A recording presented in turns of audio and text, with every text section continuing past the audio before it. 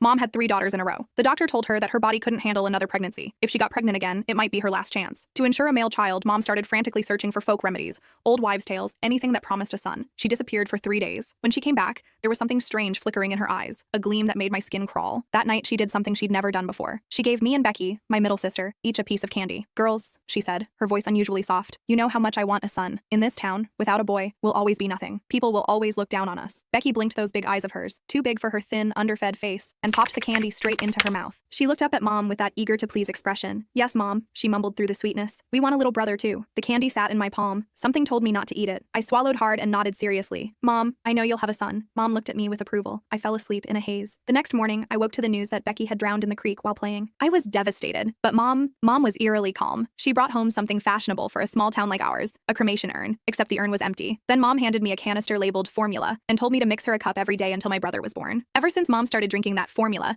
her belly grew bigger and bigger. Half the town said she was carrying twins. Others said the way her belly came to a sharp point meant it was definitely a boy. Mom couldn't stop smiling. "Just one baby," she'd say, beaming. "He's just big, well-nourished." The child really was enormous. Mom's belly swelled up like a watermelon, purple-red stretch marks crawling up toward her chest. She was always complaining about how itchy those marks were, scratching at them until they looked even more horrifying. Raw, angry lines across her skin. Lately, as she got further along, she kept saying her belly felt hard as a rock. Whenever that happened, a cup of that formula would bring color back to her face and calm her down. She even stopped cursing at me as much. But the powder in that canister was running out. I told Mom there wouldn't be enough to last until the baby was born. Should we get more? The moment the words left my mouth, Mom's eyes locked onto me. After I cowered and trembled for a moment, she shook her head. "I'm going to stay at Grandma's for a couple days," she announced. I didn't dare argue. Even without her saying it, I knew. Mom was going to get more formula. Sure enough, when she came back, she said my youngest sister Sarah had been in a car accident. She brought home another empty urn. At the same time, she handed me a sugar canister. It was filled with that same fine, odorless powder. Nothing like milk formula at all. Following her instructions, I mixed the 2 powders together. I overheard her muttering to herself, "Good thing I kept the smaller one as backup. Otherwise, how would I feed my precious baby boy?" Every hair on my body stood on end, but I could only pretend I hadn't heard. Mom's labor was brutal.